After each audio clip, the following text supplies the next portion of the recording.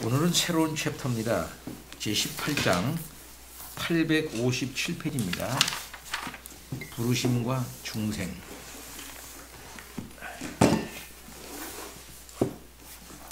부르심과 중생. 제가 조금 읽겠습니다.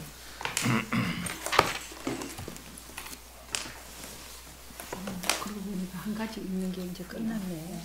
예, 그렇습니다. 지금 이제 구원서정을 쭉 얘기하고 있죠. 택하심, 부르심, 중생, 믿음, 회개, 믿음, 신앙, 회개, 칭의, 성화, 그 다음에 견인, 영화 이러고 나가는데요. 그중에 중요한 챕터인 이제 택한 자를 이제 부르십니다. 불러서 중생시키시고 믿음 주시고 이렇게 해나가는 일을 이제 성령의 역사라는 것을 앞에서 얘기를 했죠. 부르심과 중생. 먼저 하나님의 부르심. 삼위 하나님이 창조와 새 창조에서 자신의 말씀과 영을 통해 모든 것을 만드신다. 만물이 우리에게 하나님에 대해 증언한다. 율법으로서 하나님의 외적 부르심은 자연 안에서, 역사 안에서, 여러 가지 경험 안에서 모든 사람에게 찾아온다. 구원을 위해서는 불충분하지만 이 부르심은 죄악이 많은 가운데서도 사회와 문화 속에 살아가는 인간 존재를 붙들고 복음의 부르심을 위한 길을 예비한다. 구원에 이르게 하는 제한된 부르심은 복음의 말씀을 통해 오지만 그렇다고 자연과 역사로부터 분리될 수 있는 것은 아니다. 은혜 언약은 우주적인 자연 언약에 의해 지속된다. 예, 중요하죠. 은혜 언약은 우주적인 자연 언약에 의해 지속된다. 로고스는 모든 것을 창조하셨고 빛으로 어둠을 비추셔서 세상으로 오는 각 사람을 밝혀주심으로써 어느 누구라도 아무런 증언도 듣지 못하도록 내버려 두지 않으시고 하늘로부터 선을 행하시고 이방인들의 마음도 음식과 명랑한 기분으로 채우신다. 만물이 그리스도 안에 함께 있는데 그런 만물을 자기 능력의 말씀으로 붙드신다.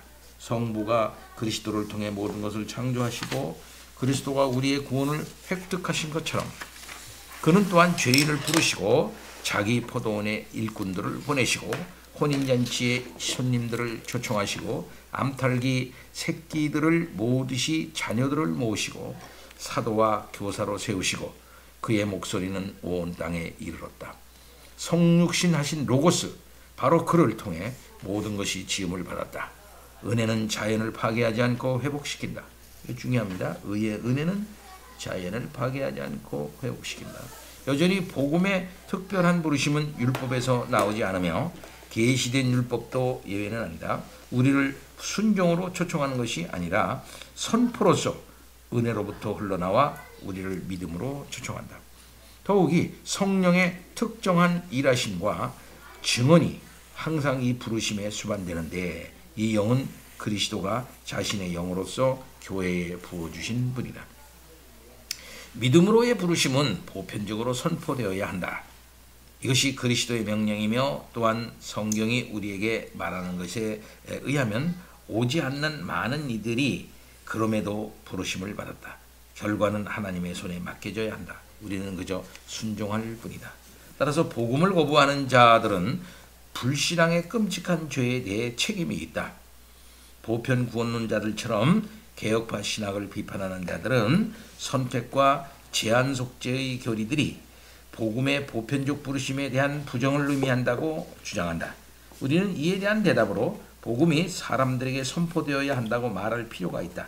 하지만 이 사람들은 택자 또는 유기자로서가 아니라 구속을 필요로 하는 죄인으로서 복음을 듣는다. 개혁파 설교자들은 이들에게 아르미누스주의자들이나 보편 구원론자들 못지않게 복음의 내용을 메시아로 선포한다. 주 예수를 믿으십시오. 그러면 당신은 죄 용서와 영생을 얻을 것입니다. 물론 각 개인에게 그리스도가 당신을 대신해서 죽으셨습니다 라고 말할 수는 없다. 하지만 제한 속죄를 부인하고 가설적 보편 구원론을 설교하는 사람들은 이 가설적 보편 구원론이 지난번에 얘기한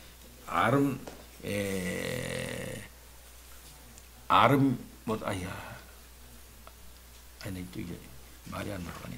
아미랄두스주의, 아미랄두스주의를 말합니다. 그들은 인간의 수용을 조건으로 하는 보편적 구원의 가능성을 믿을 뿐이기 때문이다. 아무도 이 문제에 확실한 답을 제시하지 못한다. 믿음을 주실지 안 주실지는 하나님만 아시기 때문이다.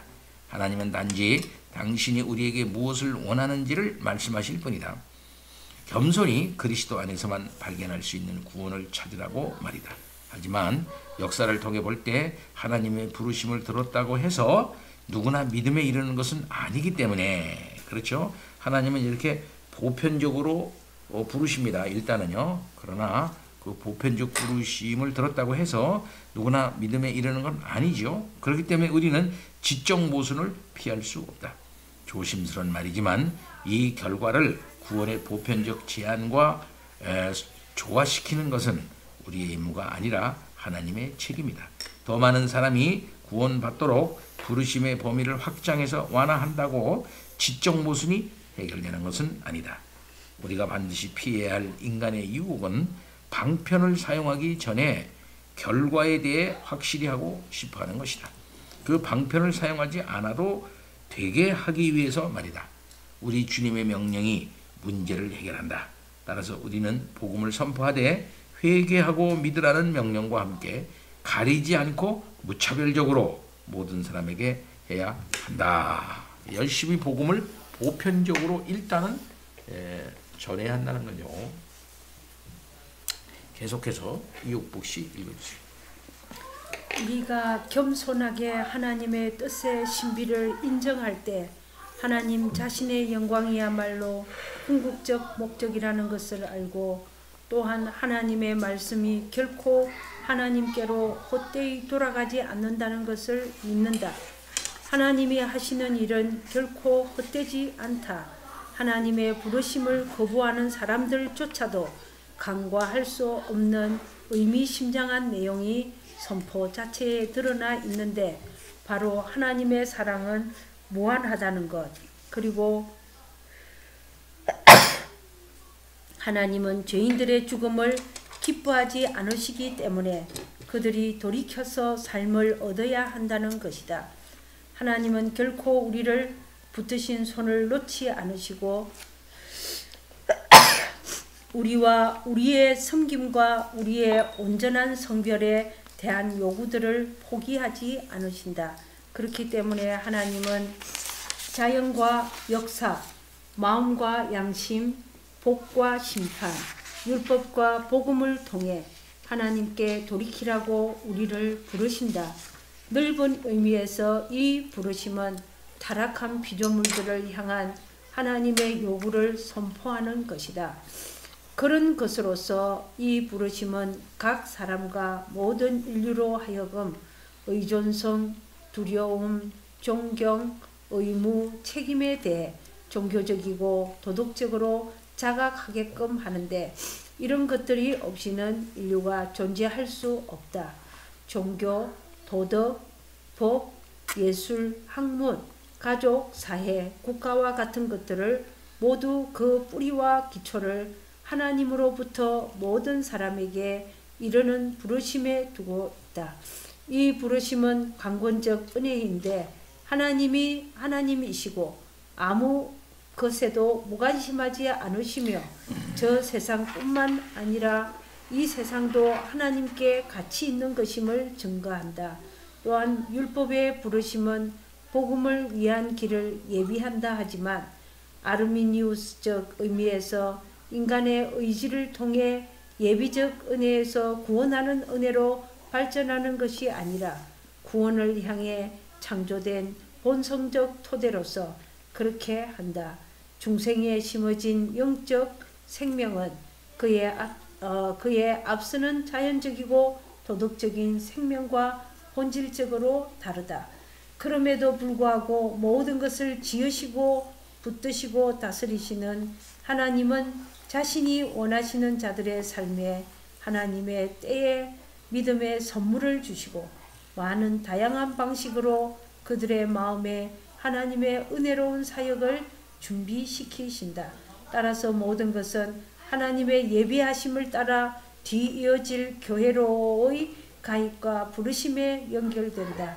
그러므로 개인의 삶에 주어진 자연적 환경들, 출생지, 가족, 민족, 양육, 교육, 그리고 고통과 축복의 경험들, 율법과 복음의 선포, 양심의 발달은 하나님이 사람들을 성령에 의한 거듭남을 위해 그리고 후에 신자로서 교회에서 맡을 역할을 위해 준비시키시는 섭리적이고 은혜로운 방법들이다.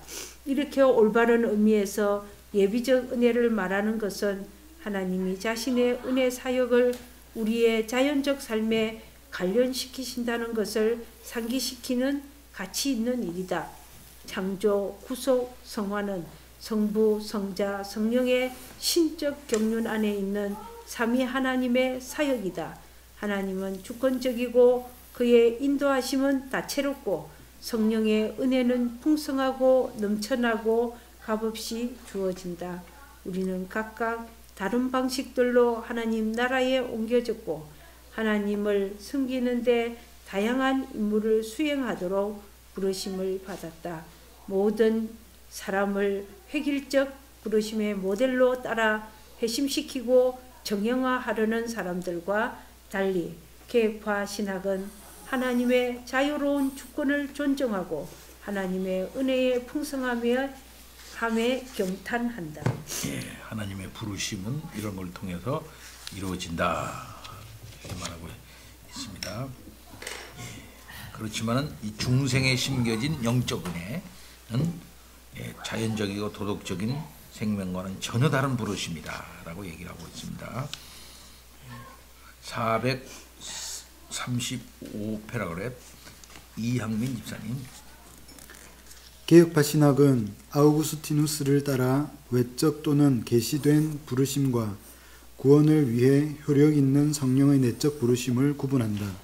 이런 구분은 죄의 보편성에 대한 성경의 정언을 존중한다. 모든 인간은 하나님 앞에서 심판을 받고 각자의 죄와 허물로 죽었고 그 총명이 어두워졌다. 왜 어떤 사람은 믿고 다른 사람은 믿지 않는지는 인간의 이해력으로 설명이 안 된다. 오직 하나님과 그분의 은혜로만 이것을 설명할 수 있다. 말씀을 설교하는 것 자체만으로는 충분하지 않다. 성령은 구약 성경에서 약속되었고 오순절에 사람들을 거듭나게 하기 위해 부어졌고 그들을 이끌어서 예수를 주님이라고 고백하고 그리스도를 전가하게 한다. 그러므로 인간의 의지나 노력이 아니라 긍휼을 베푸시는 하나님께 달린 것이다. 부르심은 하나님의 선택을 실행하는 방편이다. 우리 안에서 역사하셔서 우리가 하나님의 기쁘신 뜻에 따라 원하고 일하게 하시는 분은 하나님이시며 그분은 그 목적을 위해 그리스도를 죽은 자들 가운데서 살리시고 자신의 보좌 우편에 앉게 하실 때와 동일한 능력을 사용하신다. 그러므로 구속사역은 주관적으로든지 객관적으로든지 전적으로 하나님께만 돌려진다. 예, 전적으로 구속사역은 하나님의 주권사역이고 그런 사이에서 그 택한 자를 부르시는 것은 그 선택자를 이제 그 확실하게 하나님의 중생하신 역사로 부르시는 방편이다 이 말이죠. 그래서 부르심은 하나님의 선택을 실행하는 방편이다. 자, 그래서 책자를 이제 부르죠. 그다음에 이제 그 부르신 자들을 어떻게 하냐? 부르는 거를 두 가지로 크게 나눴죠. 하나는 뭐냐면은 오거스틴의 전통에 따라서 외적 부르심, 내적 부르심으로 나눕니다. 외적 부르심은 보편적이죠. 보편적으로 쫙 하나님께서 말씀 전파를 통해서 불러요. 그 중에 내적으로 확실하게 하나님은 그 중생자를 확실하게 이제 택할 자를 부르신다 이 말씀이죠. 내적 부르심입니다. 그 다음에 이제 거듭남 이항민 목사님 좀 더 읽어주세요. 하나님이 사람 안에서 이러한 변화를 이루시는 행위는 종종 거듭남이라 불리며 그에 따른 열매는 새 마음, 새 창조, 하나님의 일, 하나님이 그리스도 예수 안에서 만드신 것, 하나님의 집이라고 말해진다. 따라서 성경은 부르심이라는 표현을 이중적 의미로 사용한다. 먼저 이 단어는 성경에서 아무런 긍정적인 반응이 없는 부르심과 초청을 가리키기 위해 자주 사용되었다. 사람들은 여전히 완강해서 믿기를 거부하고 하나님의 부르심에 저항한다. 이들에게 복음은 어리석은 것에 지나지 않는데 왜냐하면 그들이 도무지 이해할 수 없기 때문이다. 이런 사람들에게 복음은 심판의 말씀이 된다. 하지만 성경은 또한 언제나 효력을 갖는 선택이 실현되는 부르심에 대해서도 말한다. 따라서 종종 신자들은 단순히 부르심을 받은 자 또는 그리스도 안에서 부르심을 받은 자, 주 안에서 부르심을 받은 자라고 불린다. 즉 하나님께 부르심을 받은 자들은 그리스도께 속해 있고 그리스도와의 교제 가운데 산다는 것이다. 복음은 하나님의 능력으로서 하나님의 뜻대로 부르심을 받은 자들에게 스스로를 입증한다. 부르심, 효과 있는 부르심, 효력 있는 부르심으로 택자를 부르신다는 거예요. 효력 있는 부르심이라는 게 이건 뭐냐? 436 거기 이원 집사님. 하나님의 효력 있는 부르심은 총체적이며 따라서 말씀과 성령을 통해 하나님의 모든 일을 생각나게 함으로써 내적으로든지 외적으로든지 간접적으로든지 직접적으로든지 이전에 영적으로 죽었던 사람이 그리스도와의 교제 가운데 거하는 새롭고 영적으로 살아있는 존재로 다시 태어나게 한다. 그리스어 단어 팔링게네시아는 신약 성경에 처음 나오는 것이 아니라 다른 문헌들에서도 발견되며 거듭남의 개념 또한 고대 근동의 다른 종교들에도 있는데 특히 미트라교와 같은 신비 종교들에서 두드러진다. 기독교의 중생을 신비 종교에 죽었다가 다시 살아나는 신개념으로 설명하려는 시도들은 별로 설득력이 없다. 신비 종교들에 대해 우리가 아는 것이 별로 많지 않다는 점을 고려한다 해도 그들의 이해와 풍습은 전혀 다른 종교적 환경과 세계관에서 온 것이다. 초기 기독교회의 신앙은 그리스도의 인격을 중심으로 삼았고 처음부터 모든 이방 종교에 대해 반대의 입장을 취했다. 신약 성경이 당시에 통용되던 그리스어 표현들을 사용할 때는 이것이 복음을 듣고 받아들이게 하는 유일한 방법이었다. 그 단어들에 다른 더 깊은 의미를 부여하고 점차 그 의미가 인간 의식의 내용이 되게 한다.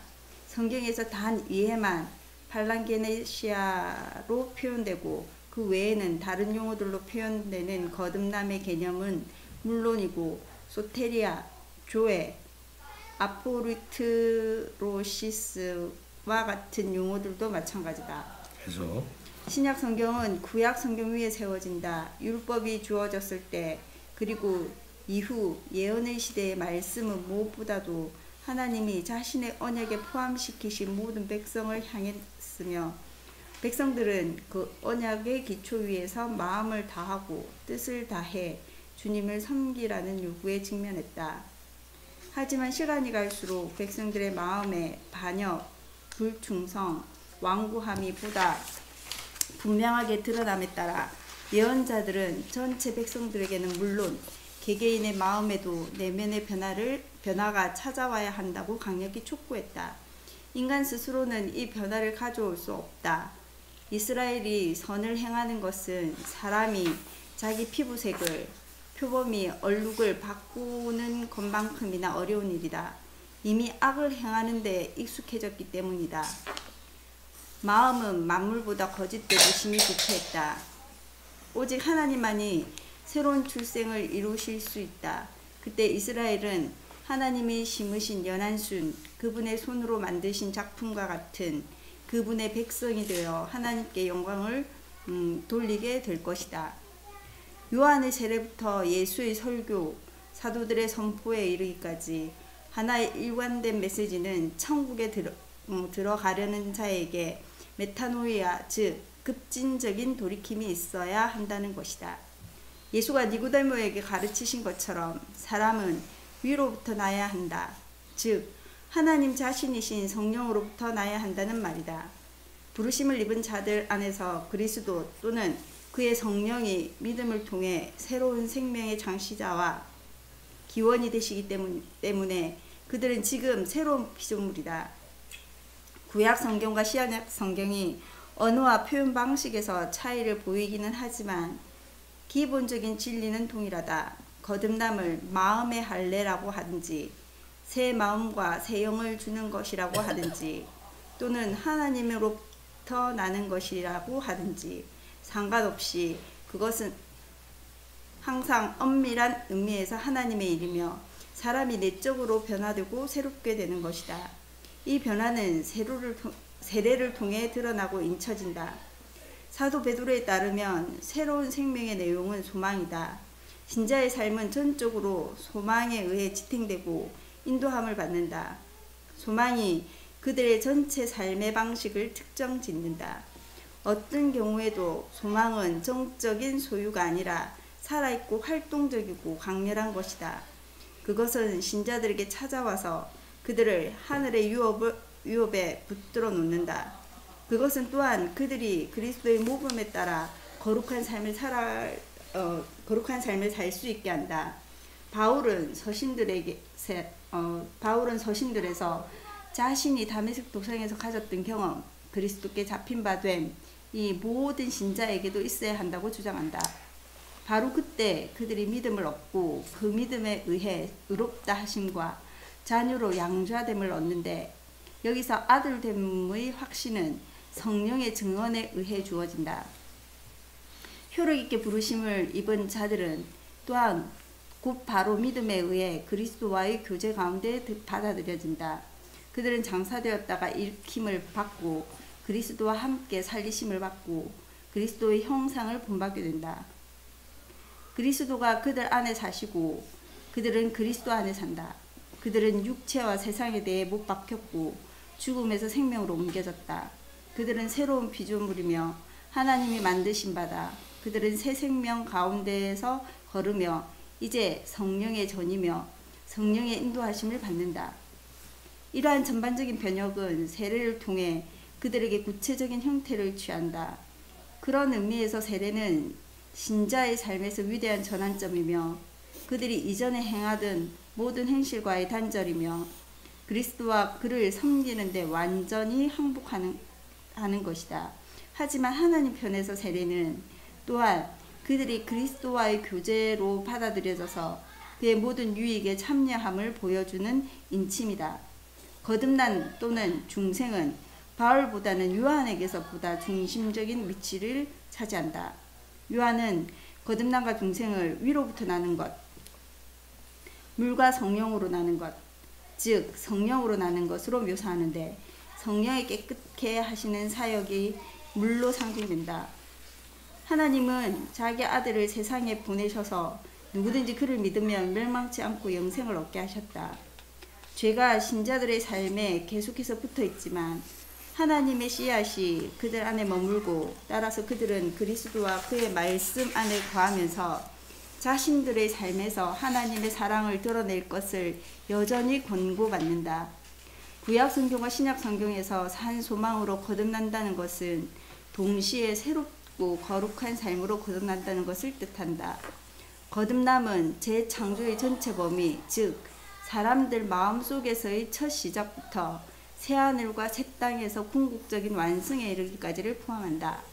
이 중생 과정의 목표는 그리스도인들이 구약 이스라엘 백성들처럼 하나님의 특별한 소유인 참 이스라엘로서 하나님의 창조의 첫 열매가 되는 것이다. 이처럼 그리스도인들은 하나님이 그의 창조 전체를 통해 세우실 하나님 나라의 첫 열매들이 된다. 성경은 거듭남을 주로 세 가지 방식으로 말한다. 첫째, 사람들이 믿기 전에 그들 속에 하나님의 영에 의해 심겨진 새 생명의 원리. 둘째, 거룩한 삶의 행위로 드러나는 인간의 도덕적 갱신. 셋째, 온 세상을 본래의 완전함으로 회복하는 일.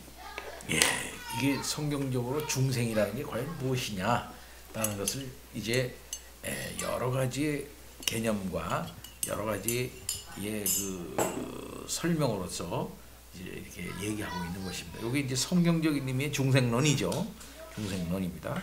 마지막으로 이제 정리해서 본다면 새 생명의 원리가 그 안에 이미 들어가 있는 것이고 그로 말미암아 도덕적 갱신이 일어나는 것이고, 그 다음에 완전함으로 회복되는 그런 일이 시작하는 거다, 이렇게 말할 수 있어요. 또 중요한 포인트 하나는 뭐냐면은 거듭남은 모든 재창조의 전체 범위에 있어서의 그 첫 열매라는 거예요. 예. 그러니까는 앞으로 이 세상이 하나님의 재창조로 말미암아 새롭게 될 거 아니겠어요? 그 새롭게 된 것의 첫 번째 사건으로서 예수 그리스도를 믿는 사람들이 역사 속에 드러난다는 거죠. 예. 그러니까 이런 사람들처럼 이게 새로운 새 생명의 원리가 주장돼 가지고 나오는 것처럼 마지막에 이렇게 변화할 거다라고 하는 그 표로서 이제 그 나타나는 거죠. 예수 그리스도를 첫 열매라 그렇게 말씀하지 않습니까? 그 첫 열매는 우리 마지막 날에 저렇게 구원된다고 하는 사실을 그리스도를 통해서 딱 보여준 거거든요. 그와 마찬가지로 예수 믿는 사람들은 모든 하나님의 재창조의 첫 열매가 된다, 이렇게 말하는 건 굉장한 것이다, 이렇게 볼 수가 있죠. 그러니까 이 세상에 소망이 있다, 참된 소망이 있다는 것은 우리가 있지 않느냐 말이에요. 이렇게 하나님의 구원 경륜에 의한 첫 열매로서 우리가 현재 여기서 존재하고 있지 않느냐. 이렇게 우리처럼 새 생명의 원리, 도덕적 갱신, 이런 일이 마지막에 완전히 일어날 거다 하는 것을 우리를 보아서 알 수 있다라고 할 정도로 우리는 그런 사람들이라는 거죠. 굉장한 거죠, 이게. 그 다음에 439 엄집사님. 초기 교회의 선교적 상황에서 세례로 상징되는 거듭남은 신자에게 삶을 뒤바꾸는 중대 사건이었다. 그것은 유대교 또는 이교와 완전히 단절할 것을 요구했으며 가난하고 소외되고 세련되지 못한 그리스도의 교회에 참여하는 행위였다. 그리스도인들은 스스로를 그리스도 안에서 하나님과의 교제와 새롭고 진정한 삶을 얻은 특별히 선택된 사람들, 새로운 종류의 사람들, 새 피조물이라고 느꼈다. 하나님 편에서 볼 때 구원 사역은 부르심에 제한되었으며 사람들 편에서 보자면 그들은 부르심을 듣고 회개하고 믿었을 때 세례를 통해 과거의 모든 죄를 용서받은 것이다. 세례는 죄악된 과거에서 거룩한 현재로의 위대한 전환점, 급진적 변화, 결정적 통로였다. 상황이 바뀌어서 교회가 이제는 회심을 통해서보다는 그들의 유아와 어린이들에게 세례를 줌으로써 회원을 얻는 경우가 더 많아지자 교회는 세례와 중생의 관계에 대한 이해를 달리해야 했다. 서방 가톨릭 교회에서 자녀들은 자신들의 개인적 신앙에 근거해서가 아니라 그들이 태어나 속하게 된 교회의 신앙에 근거해 세례를 받았다. 세례는 더 이상 옛 삶과 단절하고 새로운 삶의 원리를 따르는 것을 의미하는 것이 아니라 초자연적 능력의 주입을 의미했고 결과적으로 중생은 점차 세례 때 성례적 은혜가 주입되는 것으로 이해되었다. 이거 캐톨릭교네요. 이게 계속. 따라서 세례는 구원을 위해 필수적인 것이 되었고 사람들은 처음뿐 아니라 삶 전체를 통해 교회와 사제에게 절대적으로 의존적이 되어버렸다. 동방교회에서도 유사한 결과가 초래되었지만 세례는 새로운 영혼의 씨앗을 심는 것으로 생각되었다. 새로운 자질이 영혼에 주입되는 것으로 간주되었고 세례 자체가 구원을 위해 필수적인 일이 되었다. 서방에서 중생은 그 참된 의미를 상실해서 교회 중재를 통한 칭의로 변질되었으며 교회 성례는 은혜의 상태에 머물기 위해 필수적이었다. 여기서 중생은 영속적인 선이 아니라 인간의 지속적인 노력 여하에 그 존재와 발전이 달려있는 어떤 것이 되어버렸다. 예, 중생은 새로운 원리가 그 마음 가운데 심어지는 것인데 그렇게 해가지고 그 다음에 도덕적 갱신이 일어나는 것인데 그러한 것을 인쳐주는 것으로서 세례가 이제 거기 가해지는 거거든요. 그 세례는 그렇다고 보면은 본질적인 변화를 일으키는 것이 아니에요. 그 자체가. 그러나 이 천주교에서는 이게 바뀌어버리는 거예요. 이게 초자연적인 능력의 주입으로 의미가 바뀐 것입니다. 그래서 중생이라는 것은 이제 점차 세례 때 성례전적 은혜가 주입되는 것으로 이해가 됐다는 거예요. 그래서 세례가 하나의 위대한 전환점, 급진적 변화, 결정적 통로로서 역할을 하는 것이 단순히 뭐냐면은 그 교회의 조직체에 그냥 가입돼서 그 교회가 주는 어떤 주입되는 은혜, 그 교회에 원래 가지고 있는 의가 그에게 이렇게 주입되는 거죠. 그런 것으로 변해버린 거죠. 이것은 잘못된 것이다. 이렇게 볼 수가 있습니다. 그래서 캐톨릭은 그 구원에 있어서의 세례는 뭡니까? 필수적이야. 세례 안 받으면 큰일 나. 영생 안 받으면 큰일 나. 그러니까 세례는 구원을 갖다가 이제 결과하는 거예요. 그러나 우리는 뭡니까? 이미 그 속에 뭐가 중생의 원리가 이미 심어진 거죠. 그것은 보입니까? 안 보입니까? 그리고 세례는 그렇게 하고 난 다음에 그 공동체가 잘 판단해가지고 이 사람이 그렇게 성령의 놀라운 역사로 중생했는가 보다 이렇게 생각하고 그 고백을 받고 그것에 한 표로서 세례를 주거든. 그래서 세례는 그에게 있어서 하나의 이름표를 다는 것과 같아. 이름표를 달아서 나는 예수 믿는 사람이다.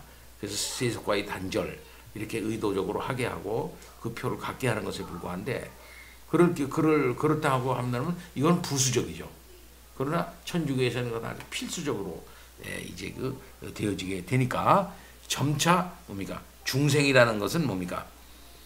지속적인 노력으로 이제 변해가는 그런 격을 낳고 말게 되는 것입니다. 그러니까 그 사람들은 영세를 받았냐 안 받았냐 이게 중요한 거고 우리 저기는 뭡니까? 곧 개신교에서 중생했냐 안 했냐 이게 중요한 것이 되고 이게 되는 거죠. 그러니까 굳이 뭐 세례 받았다고 그러지만 중생하지 못할 수도 있는 거죠. 그렇죠? 개신교에서는 그 굉장히 중요하게 보니까. 그러나 캐톨릭에서는 영세 받으셨습니다. 영세 받았습니다. 그럼 됐습니다. 그걸로 끝나버린단 말이에요. 계속 배주사님. 종교개혁이 하나님과 영혼 사이의 직접적인 관계를 회복하면서 반대한 성례 체계가 바로 이런 것이다. 이것은 교회보다 성례보다 말씀에 우선권을 주었다. 이러한 원리는 제세례파가 은혜의 방편으로서의 교회와 성례를 거부하고 개인적 신앙과 고백을 세례를 위한 조건으로 만들면서 자체적으로 위험과 어려움에 처했다. 이에 대한 반응으로 루터파는 다시 중생을 세례해 암묵적으로 교회에 종속시켰다. 이로써 믿음에 앞서는 최초의 중생과 이어지는 2차적 갱신 사이에 이원론을 형성했다. 개혁파 신학자들이 이 문제를 붙들고 씨름했지만 신자의 자녀가 세례를 받을 근거와 관련해서는 모든 사람을 만족시킬 만한 해결책을 찾지 못했다. 세례 전 중생 개념에서 그 근거를 찾으려는 시도들은 몇몇을 만족시켰지만 어떤 이들이 세례를 받았음에도 성인이 되어서 온전한 믿음에 이르지 못하는 현실에 봉착하게 되었다. 논리적으로는 중생과 회개 또는 회심을 구분하고 전자가 후자를 앞선다고 주장하는 것이 필요하지만 그것을 시간적인 순서대로 말하는 것에는 주의를 기울여야 한다. 개혁파 신학은 스스로 일반적인 진술에 한정해서 중생이 세례 전이나 세례 중에 또는 세례를 받은 후 어느 시점에 일어날 수 있다고 했다. 네, 그거 중요해요. 중생이 세례 전이냐? 보통 그러면 참 좋겠지, 그지? 일반적으로, 그죠? 그럼 중생이 세례 전에 일어나면 괜찮고 참 좋겠죠, 그죠? 왜냐면 중생이 일어날 경우에는 그 어떤 도덕적 갱신이 일어난다고 보는 거니까 그 도덕적 갱신이 일어나는 것까지 보고 도덕적 갱신은 보이는 거 아니야. 그러니까 그걸 근거로 해서 세례를 줄 때 이 사람은 중생을 받은 사람이라고나 하나를 확인할 수가 있었으니까 좋다 이게. 그러나 세례 중에 일어날 수도 있고 세례를 받은 후 어느 시점에 일어날 수 있다고 봤단 말이에요. 그렇죠. 먼저 세례를 받고 그 다음에 중생이 나중에 일어날 수도 있다고 보았단 말이야. 이게 합리적이라 이렇게 볼 수가 있겠어요. 예. 그러니까 어떤 사람은 세례를 받긴 받았어. 교회의 가르침과 이게 다 좋고 어릴 때부터 이렇게 했는데 근데 아직 중생하지 못한 사람이 있다 이 말이에요. 예? 그냥 세례로 말미암아 중생이 일어나는 게 아니고 그야 정말 성령의 역사로 말미암아 세례받은 후에 중생을 경험한 사람이 있다 이 말이죠. 자, 그럼 한번 7번 그 줄을 한번 보세요. 7번 줄. 개혁파 신학자들은 다음 몇 가지 점에서는 전혀 이견이 없다. 이견이 없다는 거. 이런 건 이견이 없다 이거죠. 은혜 언약이 약속하는 유익은 대개 은혜의 방편을 통해 하나님이 나누어 주시는 것이다. 그런 의미에서 중생은 말씀과 관련이 있다. 중생은 말씀과 관련이 있다는 거요. 두 번째, 그럼에도 하나님이 이런 방편들에 매이는 것은 아니다. 아니기 때문에 하나님은 말씀 없이 특별한 방편을 통해 중생하게 할 수 있고 특별히 어린 자녀들을 구원하심에 있어 그렇게 하실 수 있다. 이렇게 봤다. 그러니까 말씀과 중생을 관련시켜서 말씀을 통해서 방편이 대해서 중생시키는 것이 일반적이지만 그렇게 하지 않을 수도 있다. 누구의 예로? 어린아이들. 응? 특별한 방편을 통해 중생할 수 있다. 이렇게 보는 거예요. 세 번째, 특히 분별 연령에 이르기 전에 죽은 신자의 자녀들의 경우에 그렇게 역사하신다. 그러니까 분별 연령에 이르기 전에 죽은 신자들 경우는 3살 때 죽었다, 2살 때 죽었다. 이게 분별 능력이 없잖아. 그럼 얘네들이 언제 그러면 말씀 듣고서 그 말씀 듣고서 그 말씀에 대한 반응을 통해 가지고 하기가 어려울잖아요. 그러니까 말씀과 관계없이 하나님께서는 특별한 방편을 통해 중생하실 수도 있다 이 말씀이죠. 그 예로서 그 어린 아이 분별력 없을 때 죽은 아이 그런 아이 그렇게 역사하신다. 네 번째, 회중에 속한 신자들의 세례받은 자녀들의 말과 행위에서 그들이 선택받은 것과 거듭난 것을 부정하는 증거들이 명확히 드러나기 전에는 선택받고 중생한 것으로 여겨야 한다. 그렇게 생각했다 이 말이죠. 그렇죠? 회중에 속한 신자들의 세례받은 자녀들과 말과 행위에서 그들이 의식적으로 나는 선택받지 않았다. 나는 중생하지 않았다. 라고 하는 그 부정한 증거들이 그런 걸 부정하는 증거들이 선택받지 않았다는 거듭나지 않았다는 그런 것을 하는 말들이 말을 할 때 그런 말이 있잖아요. 그죠? 그럴 때까지는 선택받고 중생한 것으로 여겨야 한다는 거예요. 그 무슨 말입니까? 이양훈 지사님. 예? 이해가 맞는지 모르겠는데 무죄 추정의 원칙. 무죄 추정이. 그렇죠. 그게는 똑같다 이 말이에요. 그렇지. 드러나기 전까지. 근데 저 사람 목사 아들인데 말이야. 좀 나이 먹고서 난 예수 안 믿는다. 난 중생하지 않았다. 도대체 예수 십자가에 대해서 난 이해할 수 없다. 나는 솔직히 말해서 안 믿는 자랑 똑같다. 교회 나오지만 이렇게 말하기 전까지 그를 중생한 자, 신자, 택한 자로 봐야 한다 이거예요. 그렇죠? 여기에는 개혁주의자들 사이에 이견이 없다는 겁니다. 이런 데에 대해서. 그다음 다섯 번째, 하지만 사랑으로 하는 이런 판단이 사랑으로 하는 이런 판단이 신자의 자녀들에 대해 우리가 어떤 체조를 견지해야 할지에 대한 원칙이 되어야 하는 것은 분명하지만 그렇다고 해서 그것이 절대적이라고 주장할 수는 없다. 오히려 애초부터 신자의 자녀들이 하나님의 택함을 받은 자라고 할 만큼 세례 전에 거듭났는지 아니면 세례 이후에야 그런 거듭남이 일어나는지에 대해서는 논란이 있었다 이 말이에요. 그죠? 무슨 말인지 아시겠죠? 그러니까 뭐냐면 믿는 사람들에게 믿는 사람들은 자녀들은 특별히 유아 세례를 베풀잖아. 유아 세례를 베푸는데 유아 세례를 받기 전에 이 사람 얘가 거듭났는지, 응? 유아 세례 받은 후에 거듭났는지 그거 모른다 이거예요. 그거는 거기에 대해서. 자, 계속 읽읍시다. 베이스사님, 그러면 교회가 점차적으로 시작. 교회가 점차 쇠퇴하고 세상을 본받는 시기에는 쉬운 믿음과 값싼 제자도의 문제에 대한 해결을 중생, 회계, 관계를 뒤바꾸는 곳에서 찾았다. 성례는 단지 하나님의 보편적 사랑과 선의에 대한 일반적 확신을 가리키는 것으로만 여겨졌고, 교회는 사람들에게 복음을 받아들이고 회개 가운데 하나님께 돌이키라고 초청했다. 믿고 회개할 도덕적 힘을 가졌기 때문에 사람은 믿어야 한다. 이런 믿음에 의해 사람이 중생하고 자신의 삶을 바로잡는다는 것이다. 마침내 계몽주의가 도래하자 사람들은 거듭남이라는 말을 기피하는 지경에 이르렀다. 계몽 문화 발달, 도덕적 양육, 생활의 개선이 훨씬 우월하고 또한 실질적으로 더 적절한 말로 여겨졌다. 계몽주의라는 것은 인간이 인간에 대하여 결정하고 스스로가 진리를 판단할 수가 있다고 보는 그런 견해죠.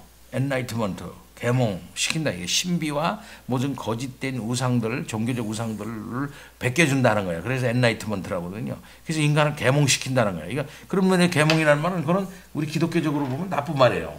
그죠?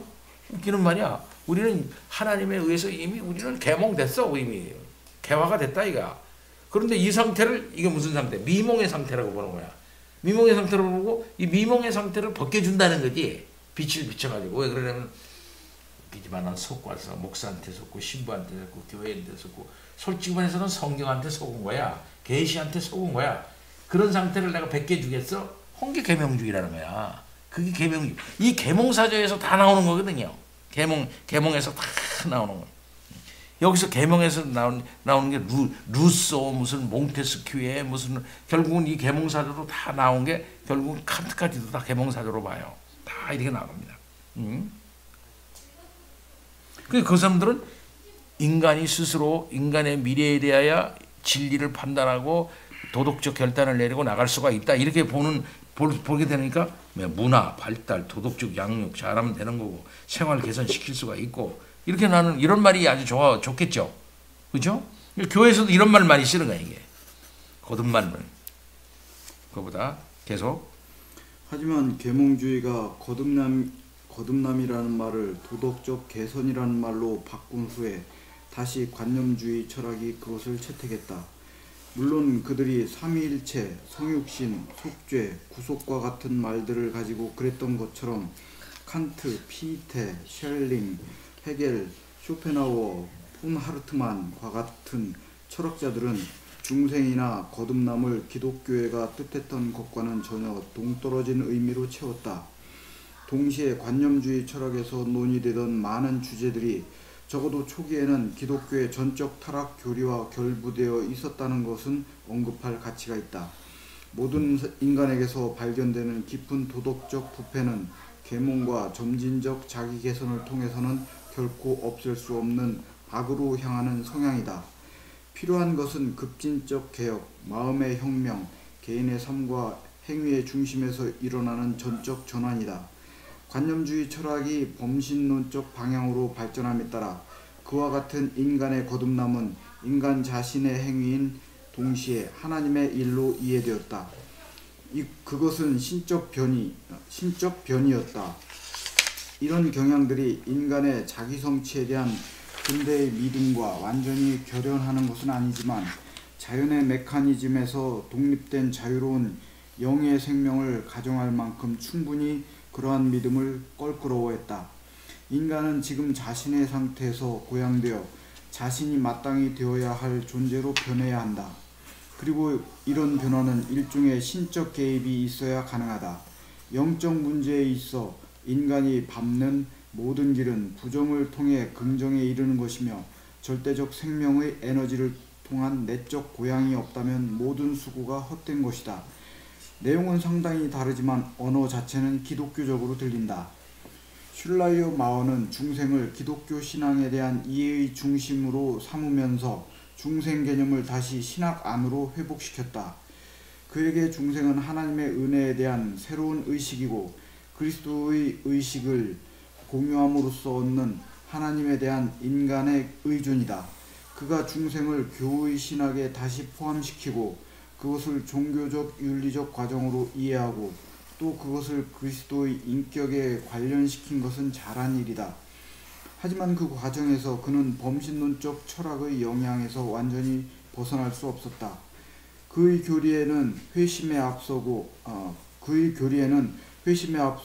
그리스도의 의에 기초하며 오직 믿음으로만 받아들이고 누리는 객관적 칭의를 위한 여지가 전혀 없다. 이 객관적 칭의라는 것은 뭡니까? 예수 그리스도의 십자가의 사건의 객관적 의미예요. 그죠? 그리스도가 우리를 대신해서 우리를 대표해서 하나님 아버지 앞에서 돌아가시고 그로 말미암아 우리의 죄가를 다 갚으셨다. 그로 말미암아 우리는 예수 그리스도로 말미암아 우리는 하나님 아버지 앞에서 더 이상 나의 죄를 갚을 그런 죄가 없다라고 하는 그런 의미입니다. 이런 객관적 의미, 그런 게 없다는 거죠. 객관적 의미가 없고 그럼 뭐만 있는 거예요? 객관적 의미가 없으니까 주관적 칭의만 있는 거죠. 그러니까 내적으로 돌아와 버리는 거니까요. 그래서 절대 감정 역으로 이제 들어가는 거죠. 계속해서 중재 신학에서는 죄가 더 중요한 역할을 하지만 근본적으로 그리스도 안에 있는 새 생명은 새로운 인격에 참여하는 것이었다. 죄를 위한 객관적 속죄나 칭의는 존재하지 않으며 새로운 의식의 주관적 적용만 있을 뿐이다. 여기서 믿음의 내용은 신비적 체험으로 축소된다. 경건주의 진영에서 이어지던 이 개념들은 쉘링, 폰 바하더 등의 신지학적 사변에서 다시 전면에 등장했다. 중생은 사람이 정신이 되는 것에 있다. 그것은 사고와 존재, 관념과 자연 사이의 완전한 연합을 이루는 것이다. 인간은 그리스도 또는 성령이 그 안에 온전히 내주하기까지 정신화의 과정, 생성 과정에 있는 새로운 인간에 들어간다. 인간 존재의 실체적 회복에 대한 이런 견해는 그 자체로 이미 우리에게 상당히 낯선 것이며 교리적 차원에서의 종교개혁은 정당하게 다루어지지 않는다. 이에 대한 반응으로 리첼은 다시 칭의에 주목해서 그것을 종합적인 판단으로 이해하고 그것을 교회의 소유로 여겼다.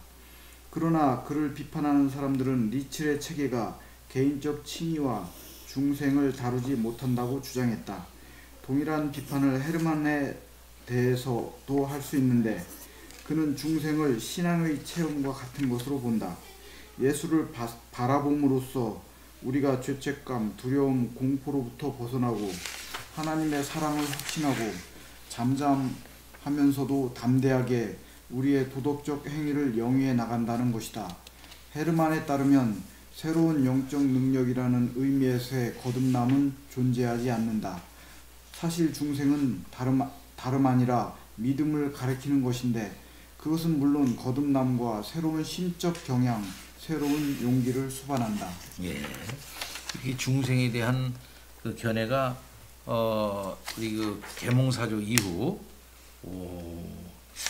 인간의 어떤 내적인 변화와 도덕적인 갱신 정도로 이렇게 이해하는 그런 정도로 밖에는 안 된다. 이게 중생이라는 것은 일종의 전적으로 부르심을 받은 자에 대한 성령의 주권적인 내적 사역이고 그것은 전적으로 그 심령이 변화하는 것이고 새롭게 이제 되어지는 것인데 단순히 자기 내면의 변화, 도덕적 갱신을 동반하고 있는 인격적인 어떤 변화 정도로 이해하면 그건 안 된다.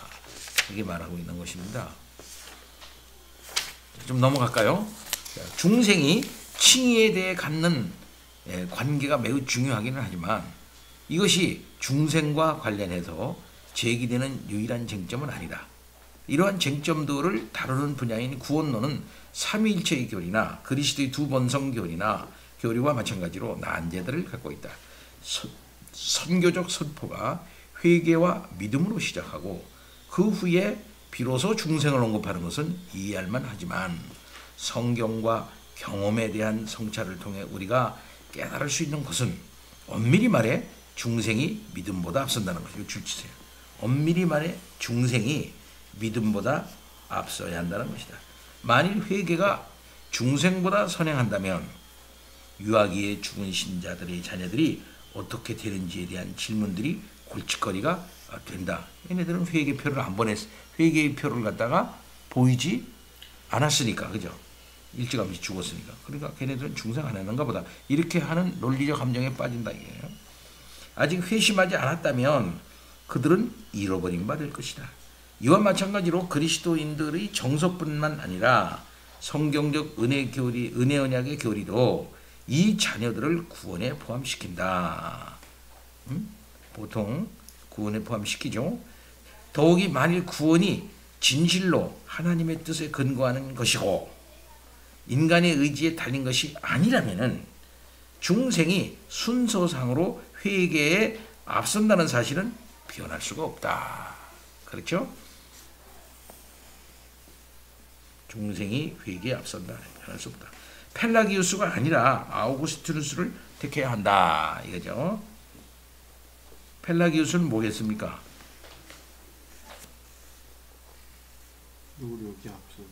중생이 자기 회개를 해야 한다고 이렇게 말하는 거죠. 회개를 해야 한다. 회개한 거 보니까 그 사람 중생하는가 보네. 이렇게 윤리적 실천적 고려사항들도 있다. 하지만 윤리적 실천적 고려사항들도 있다. 이게 중생에 대한 지나친 강조가 어떤 이들로 하여금 회개하고 믿을 필요성에 대해 무관심하게 만드는 한편 다른 이들로 하여금 자신이 중생에 대해 확실성을 갖지 못하고 하나님이 자신을 중생시키실 것만을 기다리면서 복음의 부르심에 반응하는데 무력하게 만드는 것이 가능할까? 교회는 신자의 자녀들이 중생했을 것이라고 가정하고 이에 근거해서 세례를 주는가? 아니면 로마 캐토릭과 루터파에서처럼 세례가 어떻게든 중생의 씨앗을 뿌리는 것인가? 개혁파 전통은 중생과 믿음을 구분하고 언약의 약속들에 기초해서 유아들에게 세례를 주지만 또한 말씀의 설교와 무관하게 성령이 자녀들의 마음에 주권적으로 역사하실 수 있다는 것도 인정한다. 이게 우리 개혁파 견해라입니다. 그러므로 우리는 일반적으로 신자의 자녀들에 대해 그들의 말과 행실을 통해 반대되는 증거가 나타나기까지는 아까 얘기했죠. 사랑의 판단에 따라 그들을 거듭난 자로 간주해야 한다. 그렇기 때문에 성인들과 자녀들의 경우 모두에서 엄밀한 의미의 중생은 만약 시간적으로는 아니더라도 논리적으로는 확실히 언제나 믿음과 회개보다 앞선다. 예, 강조하라. 근데 여기에 이제 문제가 이제 실질적이고 현실적인 문제가 발생했어요. 그 네덜란드에서 이 문제가 발생합니다. 뭐냐면 생각해보세요. 우리는 낳자마자 유아세례를 주잖아. 다들 다 유아세례를 줘. 아버지는 다 믿어. 근데 유아세례를 받은 요놈들이 유아세례 받을 때 한 번 교회 와. 그 다음에 또 언제 교회 오겠어요? 결혼할 때 한 번 와. 그 다음에 또 언제 교회 와? 죽고 난 다음에 교회 와.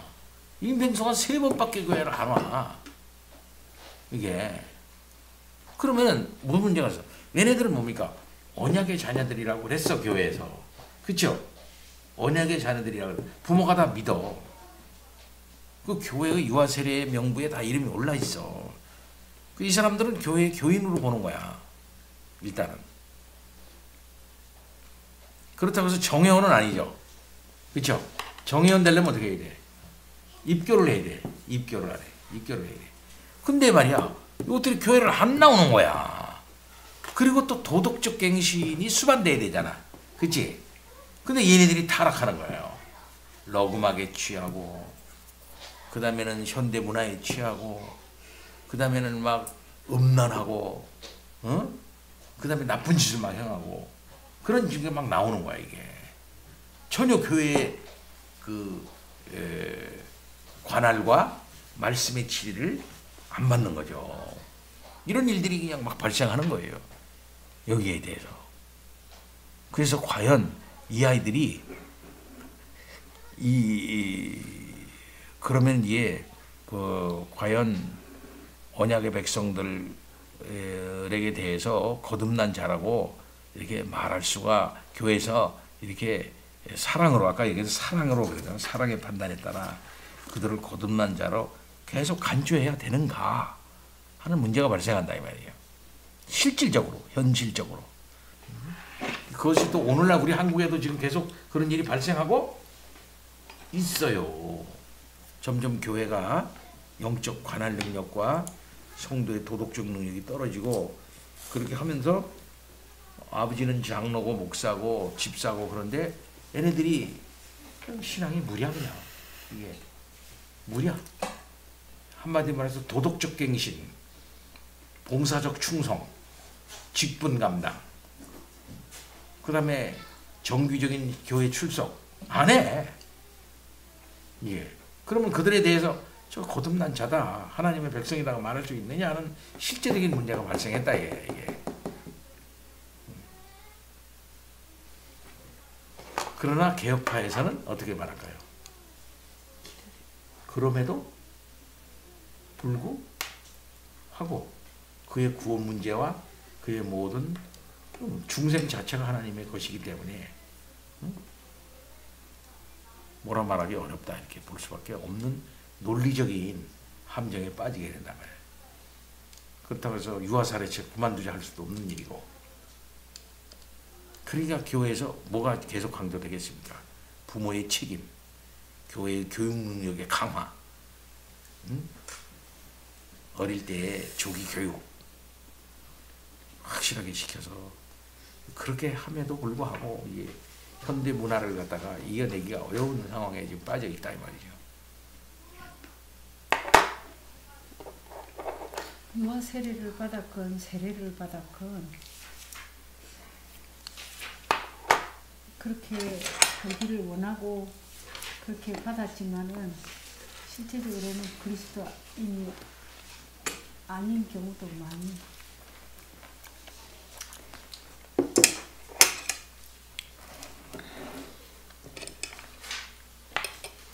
조금 더 나가 진도 나갑시다.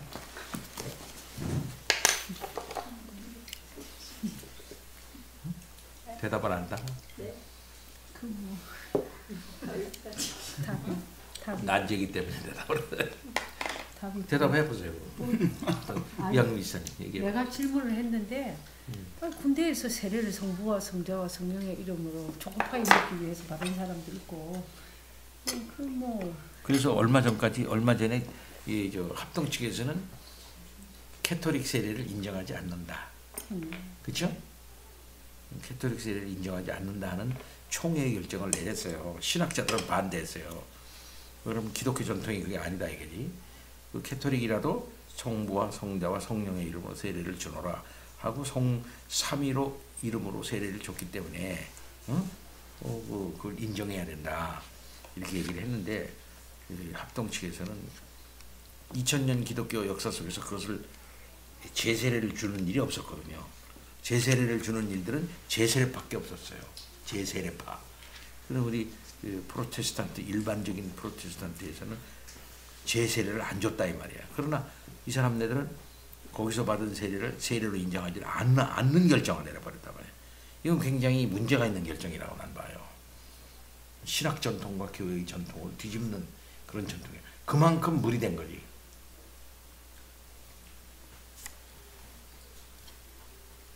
아니 어쨌든 성부와 성자와 성령의 이름으로 세례를 받고 믿겠습니다 했지만은 거듭남과 구원적 신앙은 하나님께.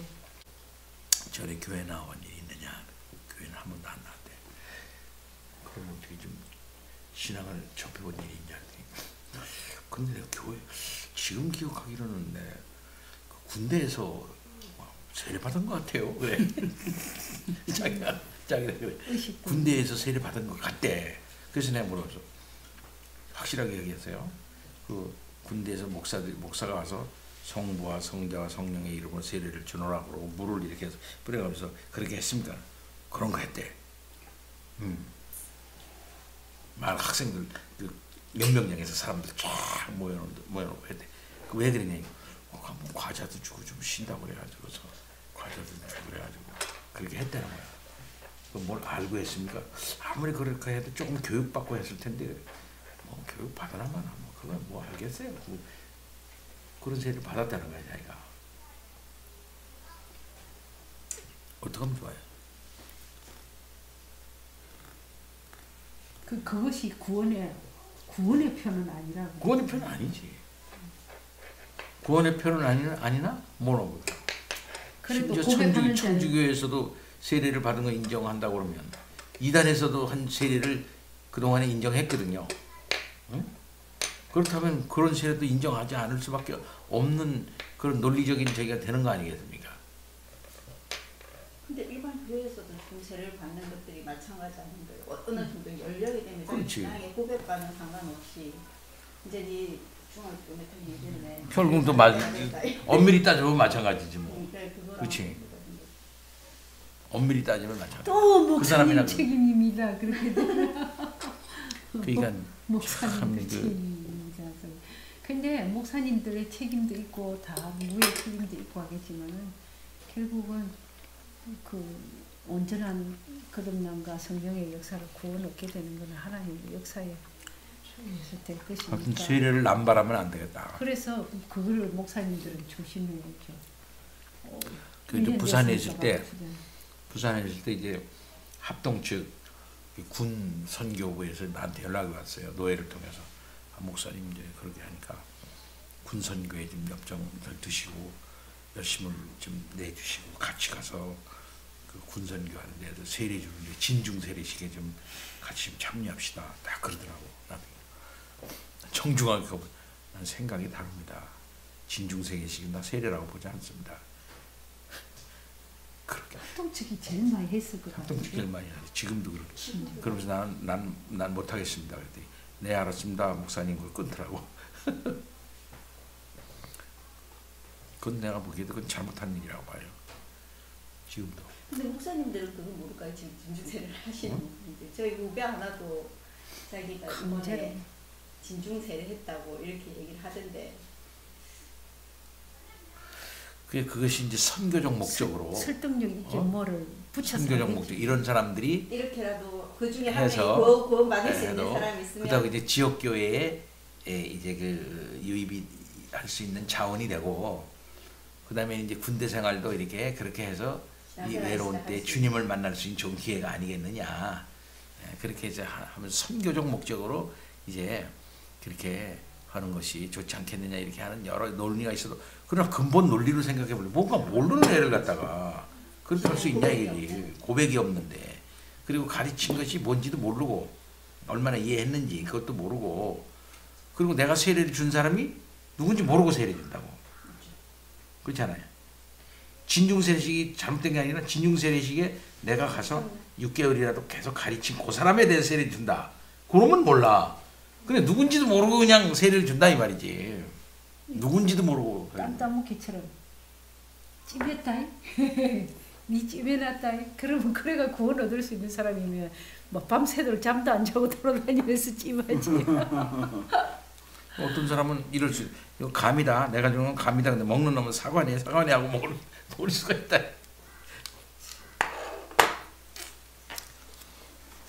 그럼 우리도 피켓 들고 나서 있고 아무나 세례 주지 마세요. 이렇게.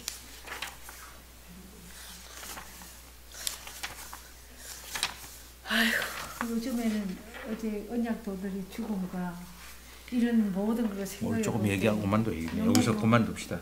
너무 막 머리가 그럼 과연 우리는 뭐냐? 우리는 그러면은 이렇게 지금 잘 믿고 있느냐? 우리가 비판하는 자들의 모습이 우리들에게 그대로 있는데 근데 이게 어째야 됩니까? 참 그 마음이 동방 무거워서 장담. 그게 사실상 그 뭡니까 신사참배로 인해서 시험이 난 됐다 생각해요. 신사참배한 거 보면은 지금 사진 보면은요 얼마나 정성스럽게 신사참배했는지 몰라요. 그 사진 한번 보면은 기가 막혀요. 참 목사들부터 시작을 해가지고 모자 탁 벗고서 그냥 완전히 그냥 허리를 꽉 굽혀가지고서 예배 때마다 예배 때마다 그렇게 했어요. 예배 때마다 무식해서 예배 시작하기 전에 예배 시작하기 전에 무식해서 예배 때마다 세계적으로 다 그냥 복음에 무식해서 그 다음에 심지어 한국 기독교 대표들이 일본에 가서 일본에 가서 신도 절에 가서 또 했고 또 이제 일본 신도 일본 신도의 중을 데려다가 해운대에 왔어요. 해운대에 왔을 때 경남 지방에 있는 기독교 지도자들을 다 모여게 해가지고 해운대 바다에 다 빠뜨려. 그래서 세례를 받아서 그 신도의 세례, 신도의 그 사람들의 세례를 또 받았어요. 네? 물속에 다 들어간 사진이 지금 있어. 그 목사들이 다 물속에 들어가 있어. 그 세례를 받아. 어디서? 그리고 나와서 해방됐을 때 회개를 안 했다 이게야. 또 회개가 뭔지도 모르는데 어떻게 회개합니까? 그때 그걸 주도했던 사람들이 다시 한국 기독교를 또 주도를 해.